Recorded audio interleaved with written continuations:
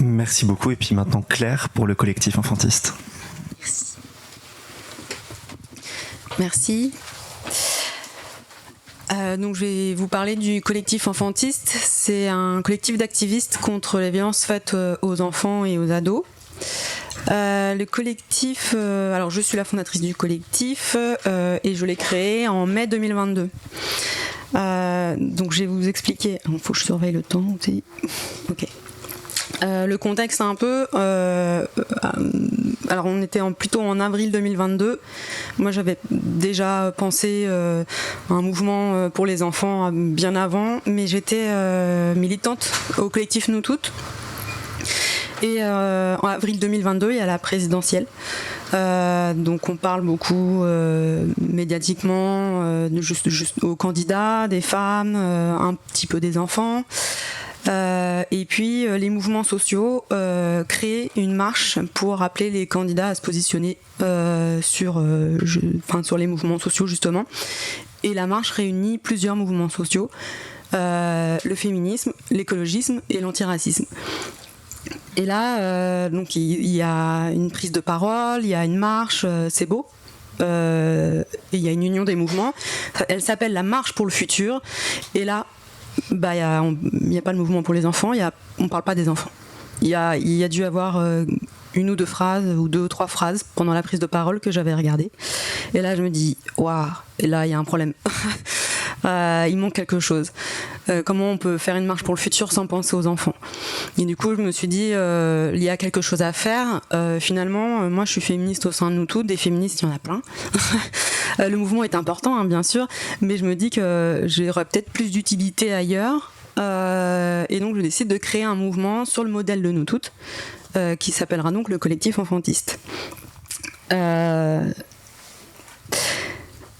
Dans tous les systèmes d'oppression, toutes les discriminations, on voit bien que le mouvement militant est important aux avancées de la société et aux diminutions des oppressions. Voilà, l'écologie, l'antiracisme, le féminisme, les minorités, les diversités et les peuples minorisés obtiennent des droits au fur et à mesure, notamment grâce à des mouvements militants. Et je pense qu'en fait, on ne pourra pas continuer d'avancer comme ça s'il n'y a pas un mouvement militant très important en France pour les enfants et les adolescents. Alors évidemment, le collectif Enfantiste n'est pas le seul mouvement militant, mais je vais en parler après. Quand j'ai créé le collectif Enfantiste, j'ai choisi un logo rouge qui est là, avec une main un point de militant avec une main d'enfant à l'intérieur. J'ai choisi la couleur rouge volontairement pour exprimer la colère, parce que dans le milieu de l'enfance, c'est très bleu, très rose, on est très doux, faut pas trop se mettre en colère, pas trop faire de bruit, l'activisme n'est pas super bien vu. Activisme et enfants, d'ailleurs on dit oulala, non, l'activisme c'est pas pour les enfants.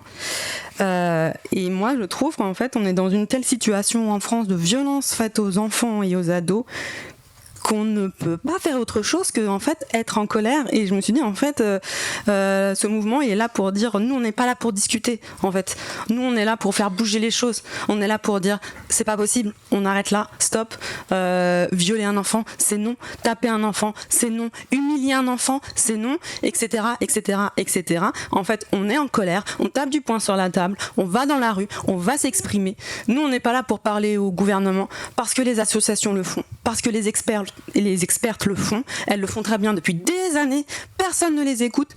Nous on est là pour aller dans la rue, pour aller parler au public, parce qu'en fait tout ce qui se dit ici ne va pas jusqu'à des gens qui vont pas s'intéresser au sujet, chercher sur internet ou sur les réseaux sociaux, suivre nos mouvements, suivre nos associations. Donc on va dans la rue, on va parler à des gens qui savent pas du tout de quoi on parle.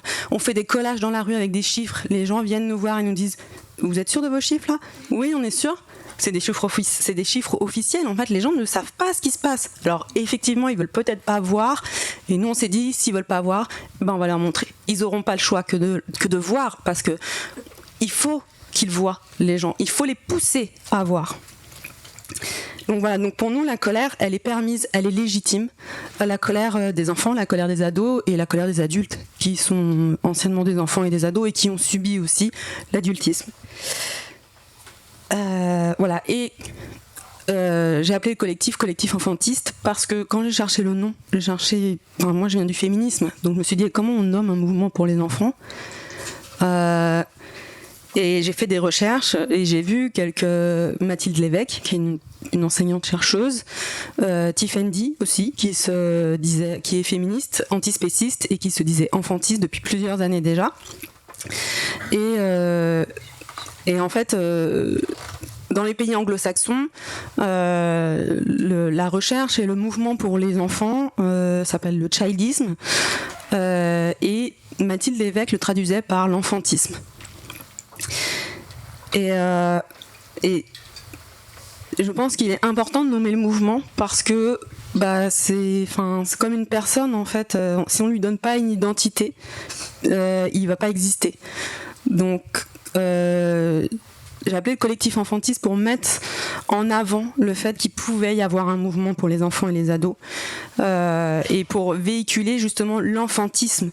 Donc, à contrario de l'adultisme qui est le système de domination, l'enfantisme c'est le mouvement pour les droits des enfants, le mouvement contre les violences sexistes et sexuelles, les violences faites aux enfants et aux ados, toute forme de violence, et aussi pousser également le mouvement dans la recherche française, puisque la recherche française en termes d'enfants, d'adolescents n'est pas très avancée. Les chercheurs et les chercheuses peinent même à se faire financer leur recherche quand il s'agit de ces sujets-là. Donc voilà, en France, il y a beaucoup de travail et je pense que l'enfantisme englobe un peu tous ces besoins en France pour les enfants et les ados. Donc voilà pourquoi le collectif enfantiste. Le collectif enfantiste, il lutte contre toutes les formes de violences faites aux enfants parce qu'on peut voir aussi que dans la protection des enfants, les associations, c'est très chacun a son domaine d'expertise. Donc on a les violences éducatives ordinaires, on a les violences sexuelles, on a l'inceste, on va avoir les enfants maltraités, les violences sexuelles dans le sport, tout est un peu bien divisé. C'est important parce que chacun a son domaine d'expertise et en même temps on met pas tout ça en lien. Ce qui est dommage parce que quand médiatiquement par exemple, vous voyez bien que en ce moment on parle de l'inceste, il y a même une campagne à la télé. Donc on dit que l'inceste ça existe, que c'est plus possible. Et puis de l'autre côté, on a les violences éducatives ordinaires où tu as des préfets à la télé qui disent de claquer au lit, où tu as des personnalités qui prennent la parole et qui disent mettre une fessée c'est normal, une douche froide à un enfant c'est normal, tout va bien. Donc on a deux côtés. Puis on a aussi Caroline Goldman qui véhicule aussi des idées sur France Inter. Enfin, voilà, donc en fait médiatiquement il y a deux clans et ça va pas parce que, et c'est ce que le collectif essaye de mettre en avant, c'est le continuum des violences. C'est-à-dire que si on lutte pas contre les violences éducatives ordinaires en même temps que l'inceste, l'inceste va continuer. Parce que l'inceste c'est pas une agression du jour au lendemain avec des parents bienveillants qui se sont renseignés sur l'enfant, qui pensent à son bien-être, à son futur, qui l'accompagnent dans son épanouissement. Non, on n'est pas là en fait. Toutes les agressions qui sont faites aux enfants, elles sont accompagnées de violences psychologiques, d'emprise, parfois de violences physiques, d'humiliation, de violences éducatives. C'est un ensemble. Et souvent, nous on a déjà eu le cas de personnes qui nous disent mais vous luttez contre quoi ? On dit contre toute forme de violence. Ah non, moi je veux uniquement lutter contre l'inceste. Je peux le comprendre. Évidemment que je peux le comprendre. Mais du coup, j'essaye aussi d'expliquer aux personnes que, en fait, si on veut militer contre l'inceste, il faut militer contre toutes les formes de violence, puisque c'est un continuum de violence. Donc c'est ce qu'on essaye de mettre en avant via notre collectif, en militant contre toutes les formes de violence. D'ailleurs, on a aussi créé avec l'OVO et Daniel Delanoë un iceberg des violences faites aux enfants pour comprendre justement le lien entre les violences qui sont totalement toujours entre immergé et immergé. Immergé, la partie immergée de l'iceberg, voilà. Et la partie émergée qui va être les infanticides, l'inceste, donc c'est ce qu'on voit à la télé, dans les médias. Sauf qu'on ne fait pas le rapport avec le reste de l'iceberg, et alors que tout est en lien. Voilà, au sein du collectif, donc il a 1 an et demi, on a 800 activistes. Alors, on n'a pas forcément 800 activistes actifs, mais en tout cas, il y a 800 personnes qui sont inscrites pour être activistes, ce qui est énorme. Ah, merci. Donc il y a une vraie demande. On a eu plein de témoignages de personnes qui disaient « j'attendais que ça ». Donc il y a une vraie demande militante en France. Il y a un vrai vivier de personnes qui ont envie de se battre, mais elles ne savent pas comment le faire. Et mon essai est éteint. Allumé. Donc, voilà, il y a des choses à faire, mais effectivement, il faut accompagner ces personnes, leur montrer comment on milite. C'était ce qu'on faisait à travers le collectif Nous Toutes, c'est ce que j'essaye de faire et ce qu'on essaye de faire maintenant à travers le collectif Enfantiste, c'est former les personnes au militantisme, parce qu'en fait, c'est pas bien compliqué, il suffit de savoir comment ça fonctionne. Une fois qu'on sait comment ça fonctionne, c'est parti.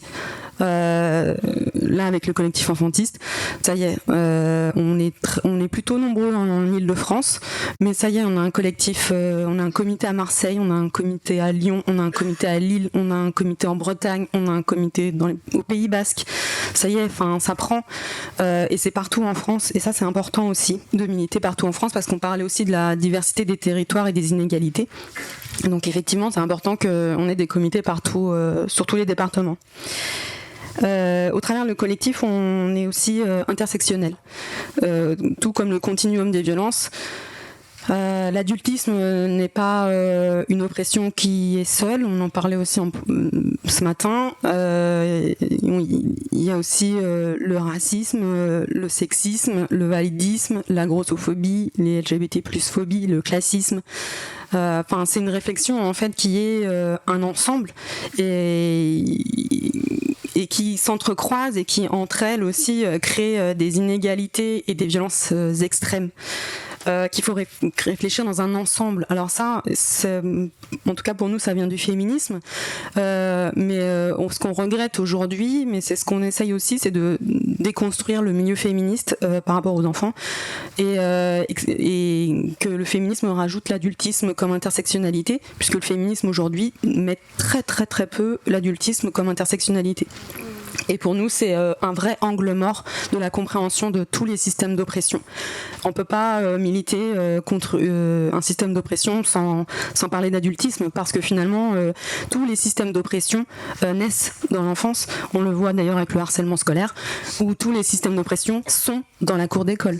Donc si les mouvements sociaux ne vont pas chercher, ne vont pas réfléchir à l'adultisme et à ce système d'oppression-là, comment on fait pour essayer de diminuer ou stopper ces violences. Enfin, pour nous, c'est un impensé qui est pas possible. Quelque chose aussi qu'on essaie de mettre en avant, alors c'est pas toujours évident parce que les mots sont importants, mais c'est vrai que dans l'enfance il y a une réflexion qui est à faire. Donc, on parlait d'infantisme, d'adultisme, de personnes mineures, alors de jeunes personnes. On parle souvent d'enfants, même médiatiquement, on parle souvent des violences faites aux enfants, la civisme, et voilà, les violences sexuelles faites aux enfants. On parle pas beaucoup d'ados, parce que souvent on considère on se dit que les ados c'est dans la section enfants. Mais les ados ne se considèrent pas comme des enfants. Donc, quand on communique sur le mot enfant, les ados ne se sentent pas concernés forcément. Et pourtant, les ados sont aussi massivement victimes de violences. Et donc, on essaye aussi de mettre enfants et ados parce que c'est important et que les adolescents doivent se sentir concernés. Voilà, je pense notamment à la Civis, où est-ce que un adolescent, une adolescente ou un adulte qui a été agressé dans son adolescence, est-ce qu'il peut témoigner à la Civis? Est-ce qu'il se sent légitime?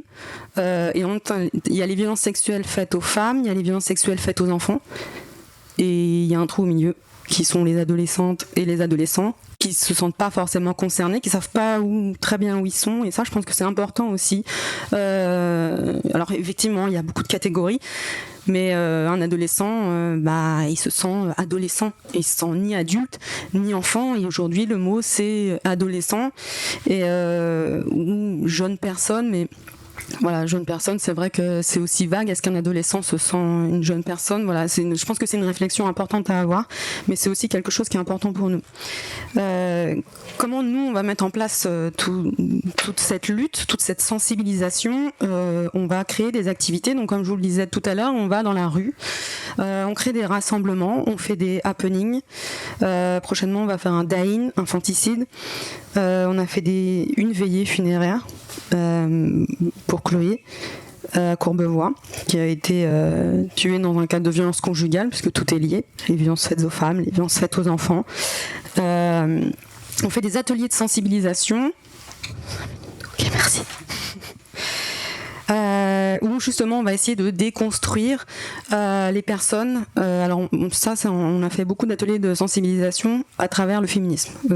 Parce que comme je viens du monde féministe, je suis invitée à faire des ateliers par rapport à l'enfantisme pour essayer justement de déconstruire le féminisme et de sensibiliser par rapport aux violences faites aux enfants. Et dans ces ateliers de sensibilisation, donc tout ce que je viens de dire, on le redit, mais on parle aussi de l'enfant intérieur. Parce que, comme Clafoutis le disait aussi, par rapport à l'enfance, en fait, justement, le fait de faire de son enfance, ses souvenirs d'enfant, quelque chose de politique, c'est aussi, nous on pense que le déni, il vient effectivement via le déni de sa propre enfance, dans les violences qu'on a subies, parce qu'on n'a pas envie d'y retourner, parce que pour tout un tas de raisons. Et du coup, à travers nos ateliers, on essaie de reconnecter les personnes vers leur propre enfant. Donc on appelle l'enfant intérieur, qui est toujours en vous et qui s'exprime par différents moyens, parfois violents d'ailleurs. Et donc c'est important, quand on essaye de déconstruire, effectivement on essaye de faire que les personnes adultes se reconnectent à l'enfant qu'ils ou elles ont été. C'est pas un travail facile et ça peut même être violent pour la personne, donc on met toujours des précautions. C'est un travail qui peut se faire parfois accompagné, parce qu'aller se connecter à son enfant intérieur, ça peut révéler des choses très dures. Donc voilà, on fait attention aussi à ça. Mais effectivement, on est d'accord que si on veut réveiller les adultes d'aujourd'hui, il va falloir qu'ils se réveillent eux avec leur propre enfant et qu'ils se réconcilient avec leur propre enfant, ou qu'ils se remémorent de ce qu'ils ont vécu. Voilà, donc ça fait partie aussi des actions de sensibilisation. Voilà, et là, prochainement, donc le samedi 18 novembre, on organise, on l'espère, la plus grande mobilisation contre les violences faites aux enfants, aux ados, et en faveur de leurs droits. Donc avec l'Observatoire notamment, et d'autres associations, on appelle aussi les syndicats à se mobiliser, puisque de toute manière on n'avancera pas sur la protection des enfants si les métiers, enfin il y a une crise majeure en France dans toutes les institutions, la santé, le social, la justice, j'en oublie une. L'éducation. Voilà. Il y a une crise majeure qui de toute manière ne permet pas de protéger les enfants. Là par exemple on parlait de la campagne tout à l'heure, voilà, on appelle les enfants à appeler le 119, sauf que derrière le 119 ne fera quasi pas grand chose, ce sera plus rare que les enfants soient protégés. Il y a 8% des enfants qui dénoncent des violences sexuelles en France qui sont protégés par la justice, donc c'est énorme en fait. Et donc cette campagne elle est bien, sauf que derrière il y aura rien, les enfants seront abandonnés, il n'y a pas les moyens, il y a des actions par le gouvernement, il y a des lois qui sont mises en place tout doucement. C'est notre sénatrice aussi, Madame Rossignol, qui disait au Sénat que on avance proposition de loi par proposition de loi, et qu'aujourd'hui on en est à voter une loi pour suspendre l'autorité parentale en cas de condamnation de l'agresseur, d'un parent sur un enfant. Donc on en est là. Donc en fait on peut pas continuer comme ça, aller à tatillon petit à petit. Non, enfin là ce qu'on réclame c'est vraiment une action urgente et pas de la communication, et vraiment que les moyens soient mis sur la table. On pense que la société passera par... on pense que le changement de la société et les actions du gouvernement passeront par une mobilisation générale de toute la société, de tous les êtres humains, de tous les citoyens et citoyennes que nous sommes, donc grandes personnes ou jeunes personnes. Il faut que tout le monde s'unisse et se lève en fait. Et s'il n'y a pas ça, on peut pas continuer comme ça. Donc de toute manière, nous on y croit. On sait c'est la première grande mobilisation en France. Il y aura du monde. Moi, je vous invite à venir. Évidemment, il y a à Paris, Marseille, Lyon, Bordeaux et peut-être là Guingamp, Toulouse. Voilà, les mobilisations sont en train de fleurir un peu partout. Et donc voilà, moi je vous invite à vous mobiliser avec nous, à partager aussi la mobilisation, à appeler votre entourage, toute votre communauté à venir se mobiliser parce qu'il est temps de dire stop et c'est l'objectif du collectif enfantiste. Merci.